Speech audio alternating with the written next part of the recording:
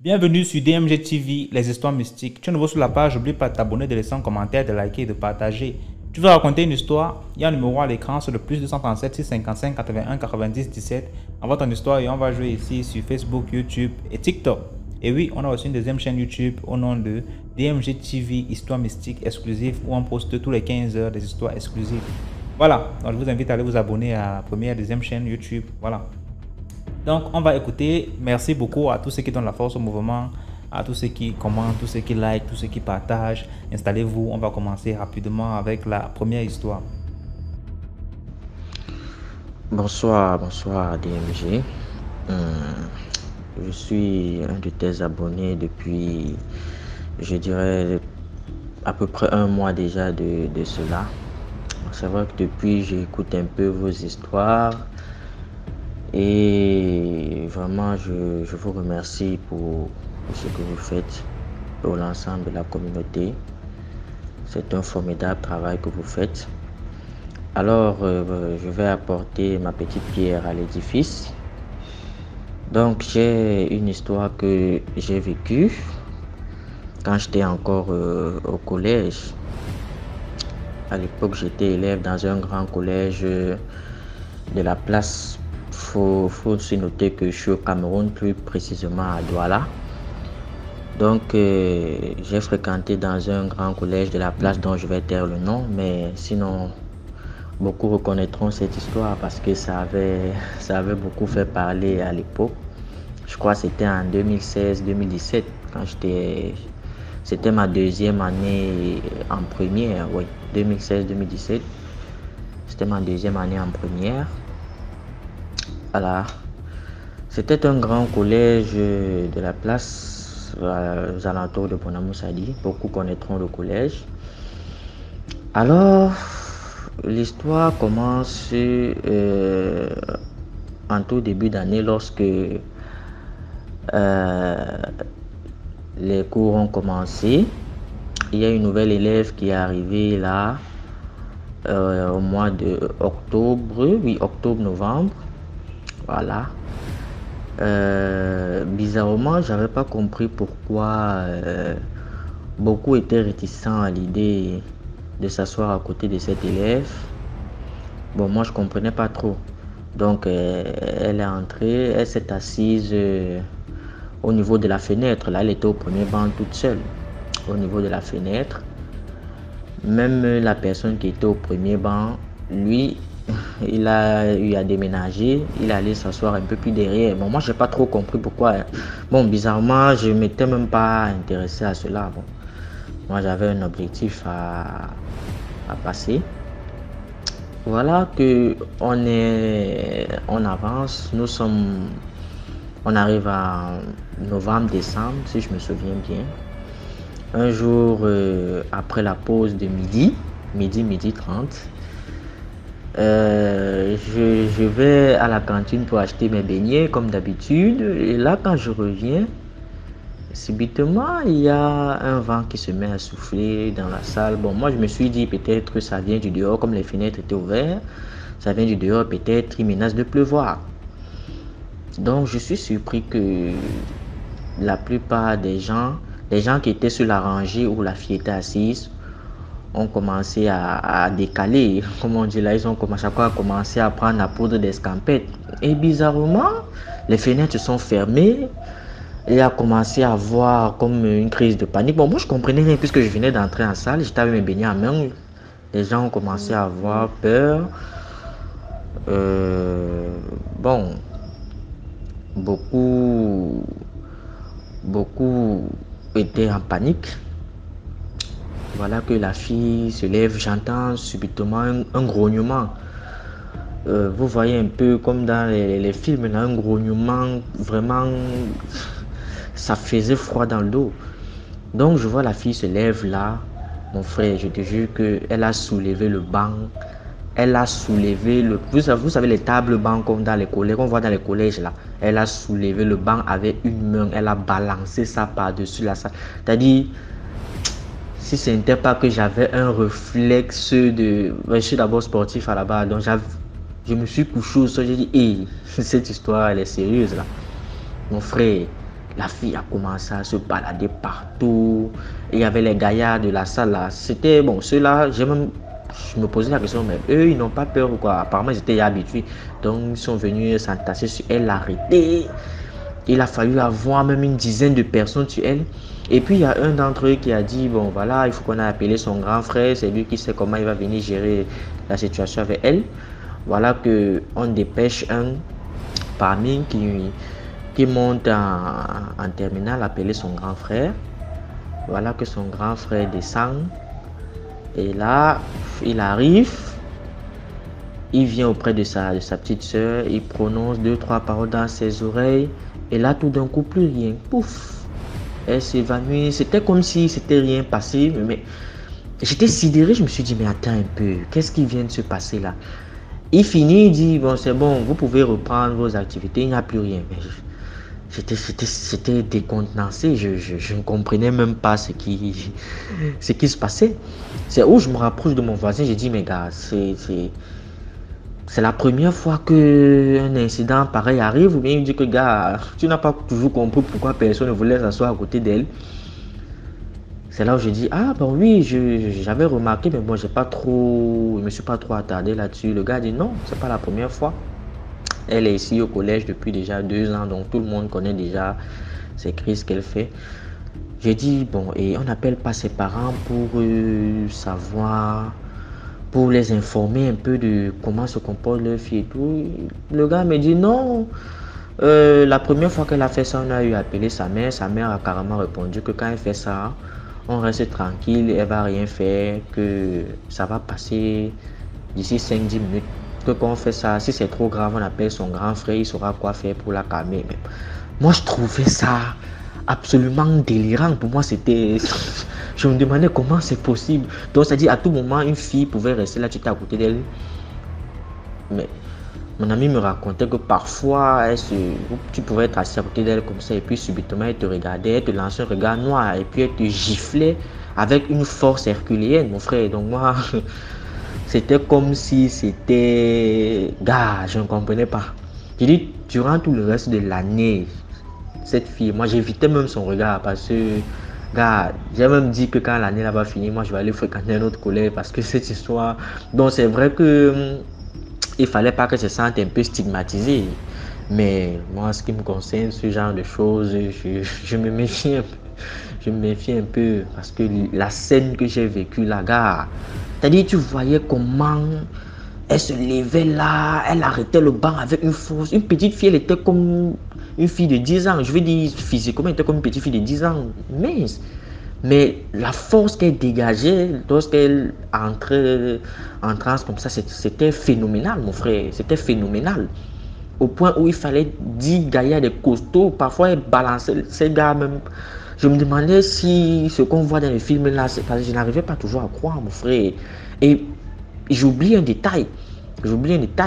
Il y a une fois même, elle a eu à faire la même chose. C'était face à un professeur de mathématiques qui l'avait énervé. Mon frère, elle s'est soulevée. J'ai cru qu'elle flottait dans les airs. Il manquait un peu. J'ai cru que la gravité là, ça ne l'atteignait pas, mon frère. Et elle devenait d'une noirceur encore. Ses yeux devenaient d'une noirceur. Gars, c'était effrayant. C'était effrayant. Je crois qu'il y a beaucoup d'abonnés ici sur ta chaîne. Je suis sûr que parmi, il y a certains qui ont fait ce grand collège-là et qui pourront se rappeler de cette histoire parce que ça avait vraiment fait grand bruit à l'époque. Ça avait fait grand bruit à l'époque. Donc, en tout cas, c'était pour essayer de sensibiliser les gens parce que il y a beaucoup... Moi, je ne croyais pas au cas de possession, hein, mais ce jour-là, même Dieu m'a fait voir de mes propres yeux ce qu'on appelle réellement la possession. Donc, mon frère, je suis rentré ce jour, j'en ai parlé de ça à ma maman, même à mon grand frère, le gars. Ma maman m'a dit, bah, tu vois, quand je te demande de prier tout le temps, parce que, voilà, et on est beaucoup, tu marches beaucoup avec les camarades et les amis, mais tu sais pas ce que chacun a dans son corps, tu sais pas ce que chacun porte en lui. Donc, donc voilà, toujours marcher avec sa petite prière dans le cœur, afin que ce genre de choses ne nous arrivent pas. Voilà, merci beaucoup DMG, bonsoir. Merci beaucoup pour l'histoire et là on passe à la deuxième histoire. Bonjour DMG, bonjour la communauté. Merci de liker cet audio et merci de partager aussi. Alors, je viens de vous raconter l'histoire de ma mère. Cette histoire s'est passée dans les années 80. Ma mère, ayant perdu ma petite sœur, était venue s'installer à Libreville et s'est mise à la recherche d'un travail. Donc, elle trouve un travail chez un sujet mauritanien. Donc, on va appeler le Mauritanien Abdel. Donc, chez Abdel, elle trouve le travail et en fait, c'était un travail où elle était un peu la femme à tout faire. Elle faisait en même temps le ménage et de temps en temps vendait au magasin. Et ma mère me raconte cette histoire parce qu'un jour, j'étais en train de feuilleter son album photo. Et il y avait une photo où je la voyais couchée, elle avait un gros bandage au niveau de la main gauche. Et je lui avais posé cette question, savoir ce qu'elle avait eu. Et donc, elle m'a raconté cette histoire. Donc, je vais vous la raconter telle qu'elle a raconté elle. Donc, ma mère raconte que quand elle est rentrée du village suite au décès de ma petite sœur, elle était tellement mal parce qu'en plus, en même temps qu'elle avait perdu sa fille, elle a perdu aussi son fiancé et elle avait reçu une nouvelle qui l'avait vraiment refroidie parce qu'on lui avait dit qu'elle ne pourra pas se marier, qu'ils avaient décidé dans la famille qu'elle ne pourra pas se marier et que bon, elle allait être une grande demoiselle comme on dit, elle travaille dehors et puis elle rapportait l'argent dans la famille mais elle ne pouvait pas se marier. Donc c'est une nouvelle qui l'avait vraiment bouleversée et elle était vraiment en colère après la famille. C'est comme ça qu'elle trouve ce travail-là chez le sujet mauritanien. Tout se passe bien. Et puis le sujet mauritanien, tellement ma mère était très très belle et ce sujet mauritanien Abdel a commencé à avoir des sentiments pour ma mère. Mais ma mère le repoussait parce que bon, c'était pas le moment. Et donc, il n'était pas insistant non plus, il était très très respectueux. Un jour, il prend son voyage dans son pays d'origine et au retour, il lui ramène plein de cadeaux. Donc, un cadeau qui avait quand même interpellé ma mère. Donc, c'était une bague. Ma mère reçoit la bague. Elle refuse de porter la bague parce qu'elle ne comprend pas pourquoi cet homme lui offre une bague. Elle en parle à sa mère et sa mère lui demande vraiment d'en parler avec Abdel et que pour elle, c'était une bonne chose pour ma mère parce que vu comment elle vivait vraiment son malheur d'avoir perdu en même temps et son enfant et son fiancé, il fallait un moment que ma mère tourne la page. Donc c'était le conseil de mamie. Donc maman décide d'accepter la bague d'Abdel. Et de là, on va commencer leur intime. Mais maman avait remarqué une chose, c'est que quand elle portait la bague, tout lui souriait, elle était vraiment heureuse, tout marchait et tout. Mais il y avait le soir, la bague reflétait, ça faisait de la lumière. Donc ma mère au départ, elle disait que c'était peut-être par ce qu'elle voyait, parce qu'elle était heureuse. Mais en fait, il y avait quelque chose qui émanait de la bague. Donc une certaine chaleur qui se propageait sur son corps. Et puis maman disait qu'à cette époque-là, elle commençait à avoir beaucoup d'argent. Et un jour, elle en a parlé comme ça à Abdel en lui demandant ce qui se passait. Et il lui a dit que cette bague avait été travaillée par la maman d'Abdel. Parce que son fils lui avait dit qu'il était tombé amoureux d'une fille et que bon voilà. Donc ma mère n'a pas prêté attention, elle portait la bague. Et puis quand elle revient voir son frère aîné qui remarque cette bague. Et le frère lui dit, mais on t'a offert une bague, tu te maries? Ma mère dit, non, je ne me marie pas, je suis avec quelqu'un, ça se passe très bien. Et son frère, bon, sans plus. Et quelques jours après, elle est convoquée par la famille et on lui dit, ben voilà, tu t'es fiancée, on veut voir ton fiancé et donc pour qu'il vienne se présenter à nous. Donc maman au départ, elle ne veut pas. Elle se dit c'est tout neuf, donc je n'ai pas envie d'exposer mon gars par rapport à ce qui s'est passé dans la famille. Et ma mère, en fait, n'en parle pas avec son fiancé, avec son gars. Et son frère insiste. Ils insistent, toute la famille insiste pour qu'il amène le gars. Donc maman amène Abdel à la réunion de famille, donc elle présente et tout ça là. Et puis l'un de frères de maman dit, mais attends, mais on dirait que tu n'as pas compris que tu n'as pas le droit d'aller en mariage. Et que pour aller en mariage, il faut vraiment qu'on te dote, mais ta dot, on ne pourra pas quantifier ta dot. Donc maman déjà leur dit qu'elle ne veut pas aller en mariage et qu'elle ne veut pas qu'on la dote. Donc ça reste comme ça. Juste un jour, ma mère dit qu'elle est couchée. Elle veut retirer elle est couchée, en fait, elle va prendre une douche, elle se couche et elle n'est pas avec Abdel, elle veut retirer la bague de son doigt. La bague ne sort pas. La bague, on dirait un étau. Ça commence à enserrer son doigt. Donc ma mère dit que le doigt commençait à gonfler et ça chauffait. Ça chauffait vraiment. C'est comme si elle avait le feu au doigt. Donc c'est comme ça que ça fait tellement mal qu'elle va à l'hôpital. Quand elle va à l'hôpital, on lui dit qu'elle a un panari, qu'il faut absolument retirer la bague. Donc quand elle revient à la maison, elle en parle à son fiancé qui lui dit que c'est pas possible de retirer la bague du moment que lui, parce que ma mère, elle avait laissé Abdel lui mettre la bague au doigt. Donc quand lui il a mis la bague au doigt, il a parlé sur la bague. Et ma mère, elle a accepté, elle n'a pas fait attention. Donc c'est comme ça que ma mère, elle a commencé à souffrir le martyre. Et ses frères le faisaient pression. Donc du coup, elle avait la pression du côté de ses parents et en même temps son cœur pour elle, Abdel n'était pas l'homme de sa vie. Elle ne voulait pas faire sa vie avec lui. Donc du coup, le fait d'avoir accepté la bague, quelque part, elle est en train de regretter. Et la bague ne voulait pas quitter son doigt. C'est comme ça que le doigt a commencé à gonfler et la bague a commencé à rentrer dans sa chair. Donc il a fallu aller à l'hôpital pour aller cisailler la bague. Même les médecins n'ont pas réussi. Donc on a opéré le doigt de ma mère pour extirper la bague et donc pour lui faire sortir la bague du doigt, il a fallu qu'on coupe la bague.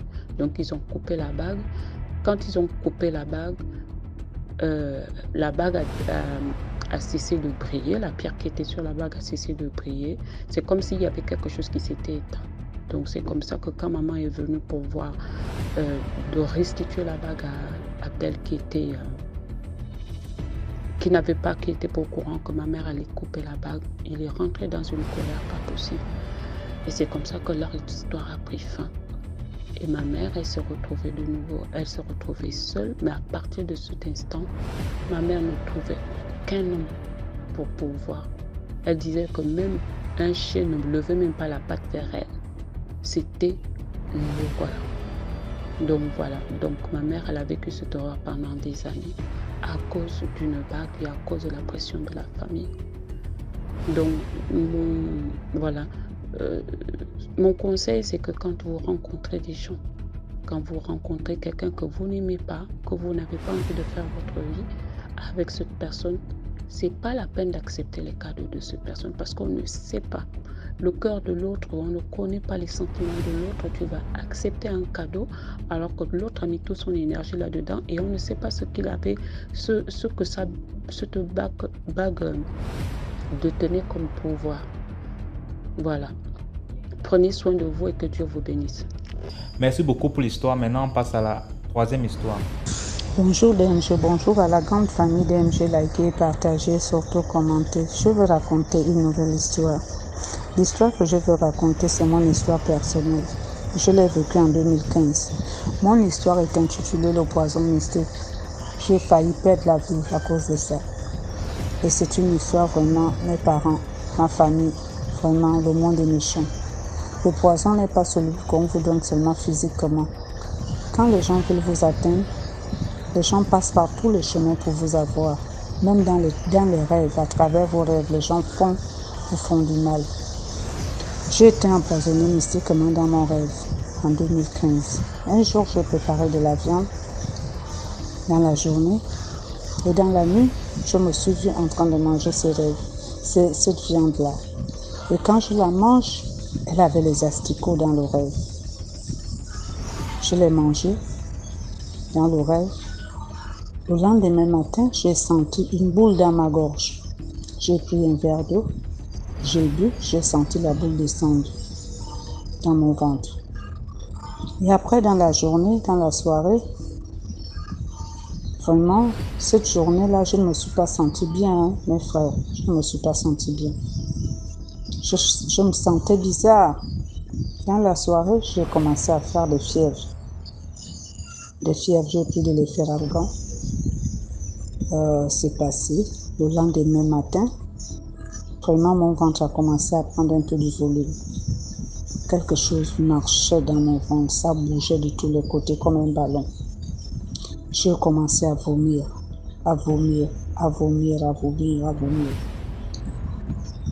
J'avais toujours des fièvres, des fortes fièvres. Mon mari s'est rendu à la pharmacie. Il a expliqué le problème. On m'a donné des médicaments, la Vogalène, beaucoup de choses. J'ai bu, ça n'allait pas. Au bout de 3 jours, vraiment 2 jours, 3 jours, ça n'allait plus. Nous sommes allés à l'hôpital. Et à l'hôpital, quand on arrive, on m'interne à l'hôpital. Vraiment, j'avais perdu les forces. Je ne mangeais plus. Même l'eau, je ne buvais. Quand je bois même un peu d'eau, je vomis. Rien n'est resté dans mon ventre. Rien. Et après les vomissements, c'était autour de la diarrhée. Donc, je présentais maintenant diarrhée, vomissement. Vraiment, c'était fort, mes frères. J'avais perdu à l'hôpital. J'étais complètement déshydratée. On m'a fait tout le bilan était négatif. Le médecin n'en revenait pas. Il a dit, mais qu'est-ce que j'ai mangé? J'ai dit au médecin, vraiment mon ventre, il y a quelque chose dans le ventre. On m'a fait faire des échographies, on ne voyait rien, mes parents, rien. Et le ventre prenait de l'ampleur. Le ventre prenait du volume, comme une femme enceinte. Et quelque chose bougeait. Mais on ne voyait rien à l'hôpital. Au bout d'une semaine à l'hôpital, on me mettait 2 glucosés dans chaque main. On disait qu'il n'y avait rien, on ne peut pas me garder. Et j'étais fatiguée. Le médecin m'a dit, moi je t'ai gardé pour te remonter parce que tu es déshydratée. Je suis fatiguée. Mes parents, moi qui pesais 75 kilos, je suis descendue à 35 kilos. En sortant de là, au bout d'une semaine, il y a une dame qui a dit à mon mari, il y a un tradipraticien, je vais te le montrer. Parce que ce que je vois sur ta femme, ce n'est pas à l'hôpital. Nous sommes allés chez le tradipraticien. Il a consulté. Il a dit à mon mari, ta femme a été empoisonnée mystiquement. On l'a donné quelque chose en rêve. Et c'est cette chose-là qui lui fait ça. Et cette chose-là, c'est la chair humaine. Vraiment, mes parents, je ne me sentais pas bien. Je voyais la mort. Et partout, on me disait que j'avais la tombe ouverte. Je me sentais vraiment, je ne sais pas comment vous dire, mes parents. Je chauffais à l'intérieur de moi. J'avais une chaleur qui dégageait de mon corps. Une chaleur, une forte chaleur. Et je n'avais jamais froid, j'avais toujours chaud. Et le guérisseur en question m'a fait son traitement. Et après, je suis revenue à la maison. Vraiment, mes parents, ça n'allait pas. On m'a encore amené chez une autre maman qu'on m'a orientée. Elle a aussi dit la même chose.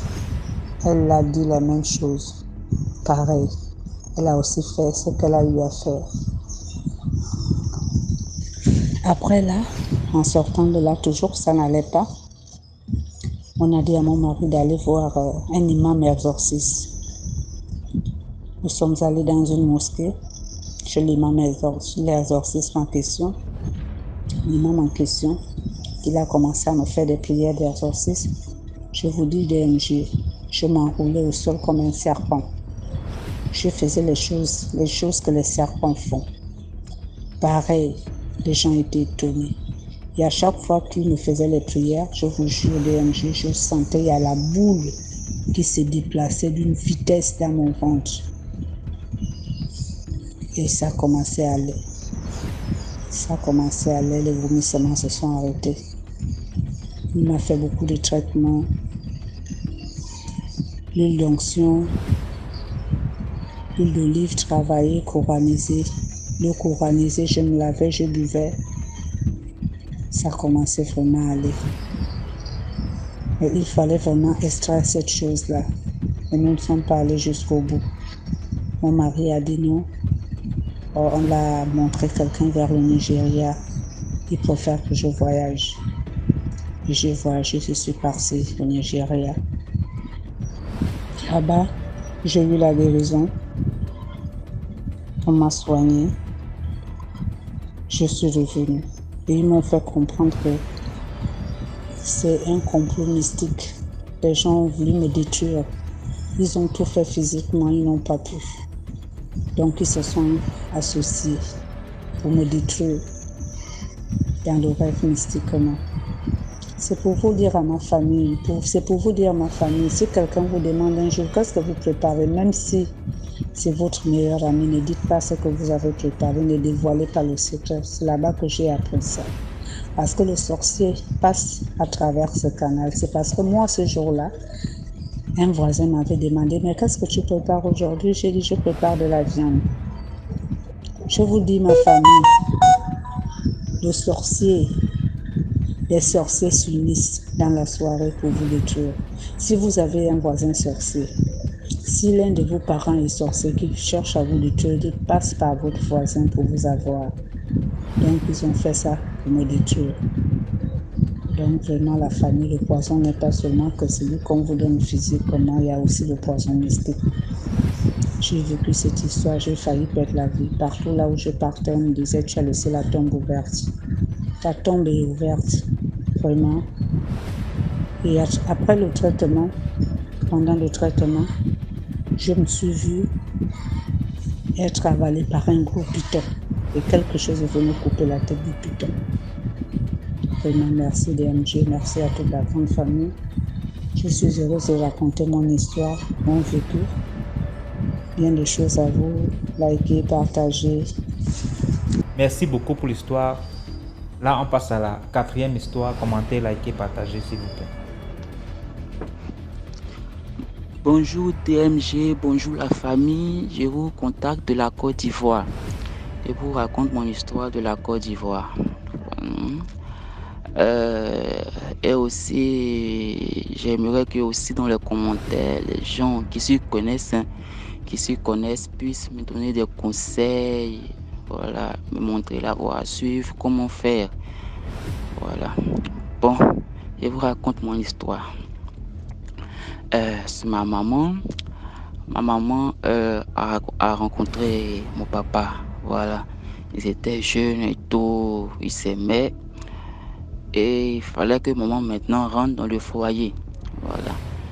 Ils allaient commencer à vivre ensemble. Mais lorsqu'elle rentre dans le foyer, les sœurs de papa, elles ont dit clairement à maman que bien vrai, tu es belle, tu es tout, tu rentres dans le foyer, mais sache que notre frère a déjà des enfants. Il a déjà trop d'enfants. Nous aussi, nous sommes là, nous avons des enfants. Et nous avons déjà assez de charges. Donc, tu ne pourras pas faire d'enfants. Voilà, tu ne pourras pas faire d'enfants. Ajouter tes enfants encore à ce qu'il a déjà là, vraiment, ça sera trop. Il a déjà des charges. Donc, maman a dit, ah, mais pourquoi? Je suis dans mon foyer. Je suis une femme, je suis féconde. Il faut que je fasse mes enfants. Je suis là pour fonder ma famille. c'est pour fonder ma famille. Elles ont dit non, non, non, non, non, non, non. Notre frère a déjà trop de charges comme ça. Tu veux faire tes enfants là, c'est bon. Si tu veux faire tes enfants voir ailleurs, hein, on ne veut pas te voir. On ne veut pas te voir faire d'enfants. Il a déjà trop d'enfants. Donc, maman, bon, elle a commencé à lutter. Hein. Elle a commencé à lutter pour pouvoir avoir aussi ses enfants. Voilà, et c'est normal. Une femme étant féconde, vit dans un foyer, il faut qu'elle fasse ses enfants. Voilà, là, c'est normal. Mais il voulait pas du tout. Et puis il faut noter que aussi ça n'allait pas. Hein. Le foyer des moments était vraiment, papa a commencé à la battre, je suis là, toujours la battre, faire des palabres, voilà, voici.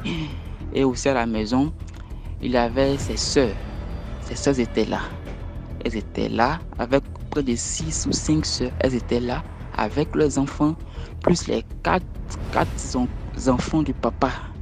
Donc la maison était pleine. Et devant tout cela, papa la battait et tout. Mais bon, maman, voulant aussi forcément avoir son foyer, faire ses enfants, elle a eu 4 ans après, elle a pris une grossesse. Et c'était une fille, c'était ma grande sœur. Voilà. Bon, faut noter que lorsque cette dernière est née là, depuis sa venue, ils ont tout gâté dans sa vie, tout gâché. Ils ont accepté l'enfant, mais ils ont dit, nous on t'a dit de ne pas faire d'enfants. Comme tu veux faire des enfants, nous, on va s'en occuper. En tout cas, si c'est côté copain dans la vie, en tout cas, ma grande sœur, ça va. Mais côté études là, non, ils ont tout gâché. Lorsqu'elle va même à l'école, elle ne comprend rien du tout. Elle va à l'examen, elle voit noir. Elle voit noir sur sa feuille. Elle voit noir au tableau. Lorsque le professeur fait le cours, elle voit noir. Tout. En tout cas, ils ont gâché ses études. Ils ont gâché sa vie. Jusqu'à présent, elle n'a rien du tout comme diplôme. Elle est là comme ça. Bon.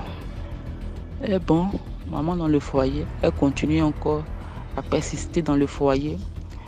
Elle aimait son mari. Elle voulait coûte que coûte avoir fait sa famille. Et maintenant, bon, dans le foyer, dans les autres foyers, elle a eu des enfants. Hein. Avant qu'elle retrouve un de croise papa, elle a eu des enfants. Elle a fait ses enfants. C'était seulement des filles. Voilà. Elle est venue encore dans le foyer de papa. Elle a eu encore une fille. Elle voulait maintenant un garçon. Elle voulait son garçon chéri. Mais bon, c'était vraiment difficile. C'était vraiment difficile pour accoucher. C'était vraiment difficile. À chaque fois qu'elle est enceinte, papa vient la battre, l'enfant tombe, la grossesse tombe. Il vient la battre, la grossesse tombe. Et même une fois, même elle a dit, elle était déjà à 7 mois. Papa ne savait pas, son mari ne savait pas. Parce qu'il n'est pas tout le temps à la maison. On n'a même pas su. Il ne s'est même pas rendu compte que sa femme est enceinte. Ce jour-là, il a battu. Et il est sorti. Lorsqu'il est sorti, elle a commencé à avoir mal. La grossesse a commencé à tomber. Elle est partie aux toilettes. Lorsqu'elle est partie, elle a voulu se soulager. Voilà. L'enfant qui sort. Elle a dans ses pleurs. Voilà le monsieur qui rentre. Ça a coïncidé avec la rentrée de papa. Il a vu tout stupéfait. Lui aussi, il a commencé à pleurer. Commence à demander pardon. Non, je ne vais plus te battre. Il faut m'excuser. Tout. Elle s'est mal connaître. Elle a commencé à s'empirer encore. On commence à la battre. Maman, elle dit, bon, là, moi, je suis fatiguée. Je vais passer aux choses sérieuses. Et là, elle voulait coûte que coûte avoir son enfant, son garçon. Elle est partie voir un praticien. Ce gars-là était un Béninois. C'était un Béninois. Elle est partie le voir. Elle lui a expliqué. Le monsieur lui a dit, oui, je peux t'aider. Mais sache que ça ne sera pas difficile. Ça ne sera pas facile. Ça sera difficile. Pourquoi? Parce que quand tu vas bien suivre ce que je vais te dire de faire, les sacrifices et tout, ton foyer, ça va empirer. Mais tu vas garder la grossesse. La grossesse va arriver à terme, tu vas accoucher. Mais ça ne sera pas facile. L'accouchement sera à la fois difficile et aussi à la maison, ça sera vraiment chaud. Voilà. Mais comme tu veux ton garçon, tu l'auras. Et si tu as bien suivi tout ce que je t'ai dit de faire, toutes mes prescriptions, les sacrifices à faire, en tout cas, tu auras ton garçon. C'est sûr, tu auras ton garçon. Mais ce dernier-là sera ton mari. Cet enfant-là, ce garçon-là sera tout pour toi. Il va réussir dans la vie. À l'école, ça va aller chez lui. Partout où il va aller, en tout cas, les portes vont s'ouvrir. Ça ira chez lui. Les examens, il va les avoir. Ce garçon-là va essuyer tes larmes. Il va essuyer tes pleurs. Il sera ton cadeau. Ça sera ton cadeau. Ça sera ton cadeau de la vie. Voilà. Mais il faut le protéger. Il faut beaucoup le protéger. Il faut le surveiller. Il faut le surveiller. Il faut le surveiller. Maman dit ok, je suis d'accord, je suis prête à tout pour avoir mon enfant. Donc le monsieur lui a dit que normalement, ce rituel-là demande beaucoup. Normalement, c'est soit un bœuf ou une mouton. Mais moi-même, lui-même, il sait que maman n'a rien. Il sait qu'elle n'a rien, mais néanmoins, elle doit acheter la viande chez un boucher, sans os, qu'elle va prendre. Elle va aller dans un fleuve là pour jeter la viande et faire ses vœux et rentrer chez elle. Elle a dit ok. Et effectivement, elle a acheté la viande sans os, la viande de bœuf. C'est elle qui me l'a dit, hein. La viande de bœuf. Elle allait jeter dans le fleuve et elle est rentrée chez elle. Et quelque temps après, elle est tombée enceinte. Elle est tombée enceinte, mais les cours ne cessaient pas, hein. Papa continuait à la battre toujours. Le foyer était mouvementé, le foyer était chaud. Et jusqu'à ce qu'elle soit à terme, au lieu que le ventre soit tout droit en bas, le ventre arrivait jusqu'à sa poitrine.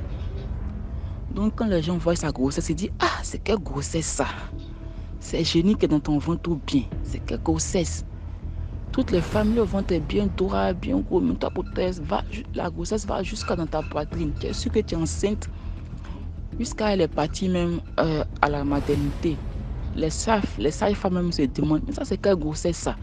Il y a une qui a voulu forcément faire accoucher maman. Elle dit elle va s'occuper de la grossesse. Et je remercie beaucoup cette dame-là. Je ne sais pas si c'est un ange, mais maman m'a dit vraiment, cette dame, elle connaît son métier. Elle a commencé à faire ses trucs pour pouvoir faire sortir l'enfant. Mais quand l'enfant est sorti mort-né. L'enfant est sorti mort-né. En tout cas, la femme était vraiment fatiguée. Mais elle ne s'est pas arrêtée là. Elle a dit à maman que ton enfant là, il n'est pas mort. Tu vas rentrer avec ton enfant chez toi à la maison. Elle a commencé à faire ses micmacs, tout. Et un coup, on voit l'enfant qui éternue. Là, la maternité c'était sur un pied. Maman a commencé à pleurer. Les gens commençaient à pleurer. Madame dit merci à la sage-femme. Lui dit merci. Bon, maman est rentrée à la maison avec l'enfant. Et bon, l'enfant a commencé à grandir et tout. Voilà. Et maintenant j'ai grandi, j'ai commencé à voir clair dans la vie. Maintenant, bon, je suis là. Mon papa, en tout cas, avec moi, ça n'allait pas. Ça n'allait pas avec sa femme. Ça n'allait pas aussi avec moi. Parce qu'un papa doit traiter son enfant, son garçon, c'est pas comme ça. C'est pas comme ça, ça n'allait pas. Même pour m'acheter les trucs, les fournitures de l'école, c'était vraiment un problème. Maman était obligée de le faire. Maman était obligée. Que ce soit les kakis, sacs de l'école, la fourniture. Même si, bon, souvent il commence, il ne termine pas. Maman est obligée de tout faire, de terminer. Voilà. En tout cas, maman était tout pour moi. Elle était dans la cuisine, j'étais avec elle. Elle partait fun, j'étais avec elle. J'ai fini de faire les cours, je viens la trouver où elle va, on vient ensemble à la maison, je cuisine avec elle. En tout cas, elle était tout pour moi. Nous étions tout le temps ensemble.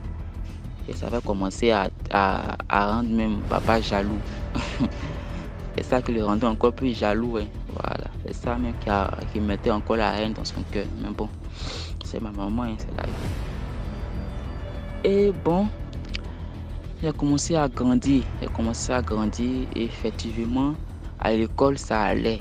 Dans la vie, ça allait chez moi. En tout cas, à l'école, j'étais parmi les meilleurs. Hein. Partout où j'étais, les gens m'aimaient, les gens voulaient être toujours avec moi. Et surtout que j'avais un don. Et c'est ce don-là que j'aimais le plus beaucoup. Voilà. Lorsque je dors, je me couche, tout ce qui allait arriver le lendemain, je voyais tous ces films-là. Tout ce film passait. Que ce soit les interrogations, les devoirs, quelles leçons on allait faire, quelles questions le professeur allait donner dans les interrogations, quelles réponses il fallait que je donnais. En tout cas, je vous dis la vérité. Tout, je voyais tout en songe, tout. Souvent, c'était tellement fort que même je n'avais plus, parce que souvent, lorsque ça vient, et puis bon, c'est pas trop clair. Mais j'ai quand même les chapitres, les trucs que je dois bosser, je me lève, je bosse. J'étudie. En pleine nuit, j'étudie. Voilà. Il y a des fois que c'est tellement fort que je n'ai plus besoin de me lever pour étudier. J'ai déjà tout mémorisé, j'ai déjà tout vu. Donc lorsque je partais à l'école, souvent je disais à mes amis, ah les gars, apportez-vous, hein, il y aura interrogation. Le professeur va venir faire interrogation surprise. Ils sont là, ils disent, oh non, mais c'est faux. Pourquoi toi tu es qui? Toi non, toi tu es avec le professeur à la maison, comment tu sais, tu es dans sa tête? J'ai dit, ok. En tout cas, il y aura une interrogation. Et effectivement, le professeur vient, il bombarde les questions, les interrogations au tableau. Il vient, il dit interrogation écrite. Tous les yeux sont tournés vers moi. Ils disent, ah, comment tu as fait? Il dit, ah, moi je vous avais dit, hein. Et comme il se doit, je fracasse bien mon interrogation. J'ai mes 19, mes 20 sur 20. En tout cas, ça allait chez moi. Ça allait à l'école bien. Tout c'est que, en tout cas, souvent, toute ma vie défilait. Lorsque je dors, je me couche la nuit aux environs de minuit, 23h. Toute ma vie défile sur moi. Défile. Comment je dois marcher, comment je dois faire, voilà ma vie, voilà ça, voilà. Donc ça faisait que j'étais vraiment droit dans la vie. J'étais vraiment droit dans ma vie. Ce que je dois faire, je sais. Où je dois partir, je savais. En tout cas, même quand une personne était sorcière, lorsque je la voyais, je savais qu'elle était sorcière. Ça, ce don-là, maman le savait. Mais elle ne connaissait pas le don des songes là. Pour mes études là, à l'école là, elle ne savait pas. Et bon, j'ai commencé à partir à l'école. À l'école, j'avais mes examens, j'avais les bonnes moyennes, les diplômes et tout, mon diplôme et tout, mon PPC et tout. Bon, maman m'a prise là. Bon, en ce moment, je partais au catholique. Voilà, malgré que je partais au catholique, j'avais tous mes dons. Tout, ça allait bien. Je me suis baptisé. Maman, dans son désespoir, surtout que le monsieur béninois là, il est décédé. Voilà, il est décédé. Donc maman ne savait plus vers qui se tourner. Donc, elle a commencé à partir à l'église, dans une église évangélique là. Elle a voulu que je la suive. Elle commençait à me persécuter. Non, suis-moi, allons. C'est où je vais que tu dois partir. Allons, laisse catholique, allons. J'ai commencé à la suivre. Effectivement, je suis parti, on a commencé à prier. Les gens ont commencé à m'imposer les mains. Mais lorsque les gens m'imposaient les mains, je rentrais à la maison, je ne me sentais pas bien. Ça n'allait pas chez moi.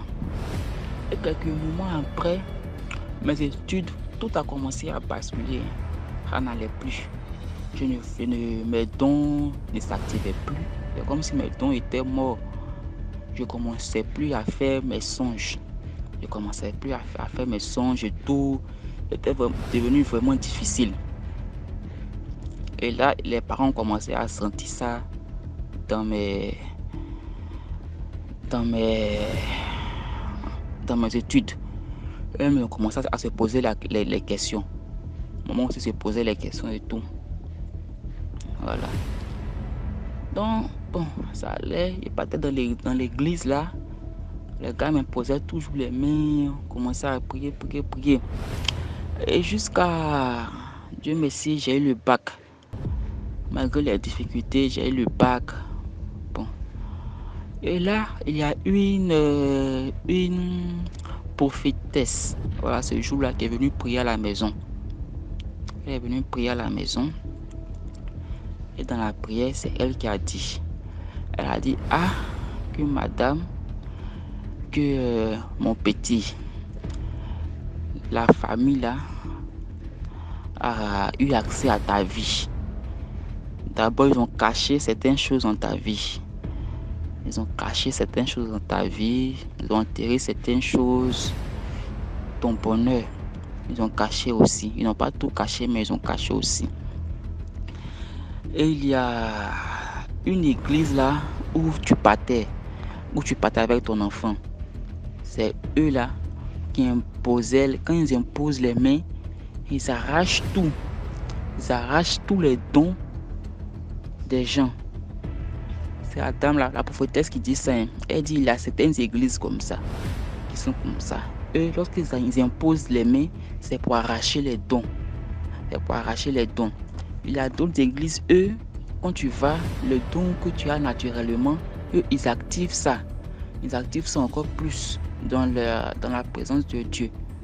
Mais à les églises, eux, lorsqu'ils imposent les mains, ils ont arraché tous les dons. Donc, maman, tout étonnée, elle me regarde. Moi aussi, il faut dire qu'avant, lorsque je me demandais, mais où mes dons sont? Parce que lorsque je dors, je me force. Mes dons ne viennent plus, mes songes ne viennent plus, je ne fais plus de songes. Donc, je me demandais, où mes dons sont rentrés? Qui a pris mes dons? Comment je me suis arrangé? Déjà, c'était cette église-là qui avait pris mes dons. Et c'était grâce à la prophétesse que j'ai su que c'était à force de me poser les mains que les gars arrachaient mes dons. Voilà. Et c'est ce qu'elle disait là. Elle disait qu'il y a certaines églises, lorsque tu vas, ils arrachent les dons de ton enfant. Ils arrachent tes dons. Que dorénavant, c'est pas dans toutes les églises il faut partir. C'est pas dans toutes les églises il faut envoyer les enfants. Il y a des gens qui arrachent. Il y a des églises qui arrachent les dons. Non, pas lorsqu'elle est partie, j'ai commencé à expliquer tout à maman. Il dit, maman, que c'est maintenant j'ai su. Parce que lorsque tu m'envoies dans l'église là, mes études ont commencé à... Même vu que j'avançais, mais mes études ont commencé à dégringoler. Mes notes ont commencé à dégringoler, ça n'allait plus. Qu'effectivement, il y avait des dons. Lorsque je me couchais la nuit, aux environs, à une certaine heure et tout ce qui allait se passer dans la journée, les leçons que nous allons faire, les interrogations et tout défilait devant moi. Je voyais tout en songe. Mais depuis que je suis dans l'église là, je ne voyais plus les dons. Maman a commencé à me demander pardon. Elle dit pourquoi je ne lui avais pas dit auparavant. Elle dit maman, c'était pas tout, je devais te dire. C'était pas tout. Je gardais ça pour moi-même. Mais c'est pas grave. Dieu merci. J'ai aussi certaines qualités. Bien vrai que c'est plus fluide comme avant, j'ai perdu mes dons, mais quand même, j'arrive à avancer. On va faire avec. Et bon, ça allait. J'ai eu le bac et tout, je partais à l'école et tout. Bon. C'est mon histoire qui est là, c'est mon histoire. Et je voudrais aussi donner ce conseil-là de la prophétesse que aux parents, que si vous avez eu votre enfant grâce au rituel, grâce à d'autres choses, d'autres pratiques, et que vous voyez que ça va chez l'enfant, c'est mieux de laisser l'enfant là où il est. Voilà. C'est mieux de laisser l'enfant là où il est. N'envoyez pas vos enfants parce que l'autre personne a dit non, ici là ça va. On voit l'enfant là-bas, ça va aller, allez-y prier là-bas. Non, ne faites pas ça. Voilà, c'est un moment à écouter les gens. Aujourd'hui, elle m'a envoyé dans un truc où je ne sais plus maintenant où je me trouve. J'ai perdu mes dons. J'ai perdu mes dons. Et c'est vraiment, ça me fait vraiment très mal, très très mal. Et puis ce ne sont pas toutes nos coutumes, nos traditions africaines qui sont mauvaises. Il y a du bien, il y a du bien. Voilà. Si mes dons s'étaient perpétués, si maman avait persisté dans les pratiques africaines, je pense que, en tout cas, j'aurais une vie vraiment bien plus stable que maintenant. Mais bon, elle m'a envoyé dans une église arracheuse du don. Voilà ça.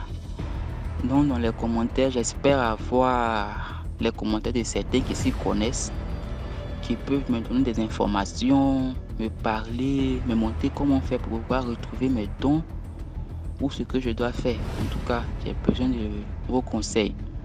Voilà. Merci beaucoup DMG, merci la famille, merci de m'avoir écouté et à bientôt. Merci beaucoup pour l'histoire. Maintenant, on passe à la 5e histoire. Bonjour, bonsoir, communauté DMG TV. Premièrement, je tiens à remercier DMG pour ce concept qui vraiment m'édifie et m'aide à comprendre beaucoup de choses qui se passent dans la vie de tous les jours. Et j'aimerais vous raconter, je ne sais pas si c'est une petite histoire, mais j'aimerais vous raconter un fait dont j'ai moi-même vécu. Je préfère taire mon nom parce que je sais que par ma voix, je vais sûrement me faire reconnaître par les amis, les proches. Mais en fait, ce que j'aimerais, c'est essayer d'avoir votre avis sur la situation que j'ai vécue. La situation remonte en 2018. J'étais dans une province et depuis un bon moment déjà, je vivais, on va dire, seule avec mon frère dans la maison et toute la famille. Le reste, ils étaient à la capitale, ils se cherchaient. Habituellement, on vivait avec notre grand-mère, mais depuis un bon bout de temps, elle était un peu malade, donc elle a dû monter en capitale et tout. Et bon, je vais sauter les étapes pour ne pas être trop longue. Bon, apparemment, son état étant à la capitale ne s'améliorait pas et tout. Même ma mère, qui, voilà, est arrivée de l'étranger pour pouvoir s'occuper de sa mère, était là et tout. Bon, on aurait dit chez nous que c'est comme si ma défunte grand-mère attendait l'arrivée de sa fille pour pouvoir partir en paix. Donc, il s'avérait que j'étais chez des amis. Ce soir-là, je n'ai pas dormi à la maison, comme d'habitude. J'étais chez des amis. Et on va dire aux environs de 22 heures, je parlais avec ma mère au téléphone pour demander la situation et tout, l'état, parce qu'elles étaient à l'hôpital. Ma grand-mère était internée. Elle me dit non, on est là, ça va, ça va. Je vous assure, quand je vois mon téléphone sonner à 24 heures, je décroche. Je n'arrive même pas à entendre ce que ma mère dit. Tellement elle est en larmes. C'est une autre dame qui était là, je ne sais même plus qui prend le téléphone pour m'expliquer que oui, apparemment, ta grand-mère vient de mourir. J'étais choquée. Je ne pouvais même pas respirer sur le coup. J'étais bouche bée. J'ai pas compris tout de suite ce qui se passait en fait. Je suis allée dans la chambre et j'ai éclaté juste comme ça. Je n'ai même pas pu dormir. Parce que comment dormir en fait? C'était tellement choquant. Et vu que j'étais pas à la maison, je suis rentrée chez moi le matin et il y avait la famille un peu qui était dans la province où j'étais, qui était déjà arrivée à la maison et tout. J'étais dévastée, que je suis seulement allée dans la chambre. Dans ma chambre, m'allonger. Mais j'ai oublié de préciser un détail. Ma défunte grand-mère, elle était jumelle.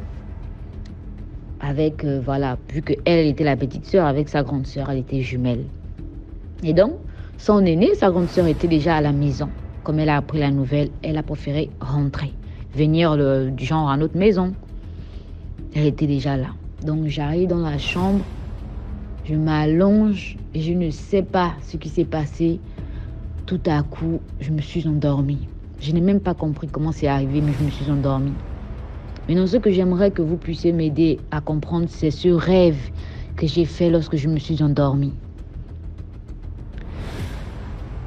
J'étais en train de dormir et je ne sais pas comment, mais je me suis retrouvée. Genre, notre maison, il y a la porte centrale devant et il y a une porte aussi qui fait face par l'arrière. Parce que l'autre maison n'était pas terminée. Donc, la porte de l'arrière, là, normalement, elle devait être donnée pour la cuisine, pour descendre les escaliers pour aller dans la cuisine. Mais j'étais au niveau de la porte arrière. Parce que quand tu restes debout, tu arrives à voir à l'intérieur du salon. Donc, je suis comme ça, je regarde par la porte. Je vois ma grand-mère et sa sœur. Et les deux me donnent le dos. Donc, moi, je ne comprends pas ce qui se passe. Je me retourne, je cours maintenant pour venir vers la porte centrale. Je vois ma grand-mère qui est décédée avec sa sœur jumelle à côté. Maintenant, voilà, moi, je tombe en larmes dans ses bras. Je lui demande juste, maman, pardonne-moi. Pardonne-moi de ne pas avoir été là avec toi lorsque tu es partie et tout. Je ne comprends pas ce qui se passe. Je lui ai demandé pardon et tout. Elle m'a pris dans ses bras. Elle m'a dit non, calme-toi. Ça va aller, c'est rien. Ne t'en fais pas. Calme-toi, arrête de pleurer. Et après, je me suis calmée. Et elle s'est levée. Elle a pris la route de la porte centrale. Elle est sortie. Comme on a une terrasse là, elle a traversé la terrasse. Elle a pris la route de droite et elle est partie. Lorsqu'elle est partie, je me suis réveillée du rêve. Lorsque je me suis réveillée, j'ai fait comme un gros soupir de... Je ne sais pas si ça a été comme un soulagement de ce que j'avais sur le cœur ou bien comment est-ce que ça s'est passé. Après, bien sûr que j'ai pleuré, mais j'avais comme un gros poids qui m'était retombé, genre que c'était passé, je ne comprenais plus rien du tout. Donc, je ne sais pas trop comment expliquer cette situation. Je me demande si... Parce que j'étais très proche d'elle. Je suis la première petite fille de la famille, des enfants qu'elle a eu de son ventre. Je suis la première petite fille. Et on était très, très proches. Donc, je ne sais pas si c'était sa manière à elle de venir me dire au revoir. Mais... c'est un peu ça. Et j'aimerais que vous puissiez me dire. Et aussi le fait que je n'ai pas compris aussi la présence de sa sœur dans le rêve, en fait. Déjà, c'est vrai que... voilà, c'est sa sœur jumelle, mais on connaît tous les familles, comment elles sont. Chacune prend sa route et tout et tout. Mais pourquoi est-ce qu'elle était dans le rêve là précisément? Je ne dis pas qu'elle a quelque chose à voir, mais j'aimerais que vous puissiez un peu essayer de me donner vos avis sur, par exemple, sa présence à elle dans le rêve là, ce que vous pouvez dire de ça. Et aussi du geste que ma grand-mère est venue me faire et tout. Si c'était des adieux comme je le pense jusqu'à aujourd'hui. Je vais veiller à écouter les prochaines notes, les prochaines vidéos bien sûr, pour essayer de voir si j'arrive à monter. Et aussi les réponses que vous allez me proposer, ou même vos appréciations et ce que vous pensez de la situation. Merci beaucoup. Merci beaucoup pour l'histoire. Maintenant, on passe à la 6e histoire. Bonsoir la famille DMG, bonsoir à tous et à toutes. Ce soir, je viens raconter une histoire qui ne me concerne pas personnellement, mais c'est l'histoire de ma tante. Quand j'étais petite, j'étais le genre d'enfant que tout le monde aimait garder. Ma mère et moi vivions dans les maisons avec beaucoup de gens. On était en association. C'était une maison commune. Chacune avait sa chambre. C'était des mères célibataires en fait. Et là-dedans, il y avait une qui n'avait pas d'enfant. Elle était une de mes tantes, très gentille. Elle était danseuse avant. Il y avait une émission ici, on appelait ça la méga tribune.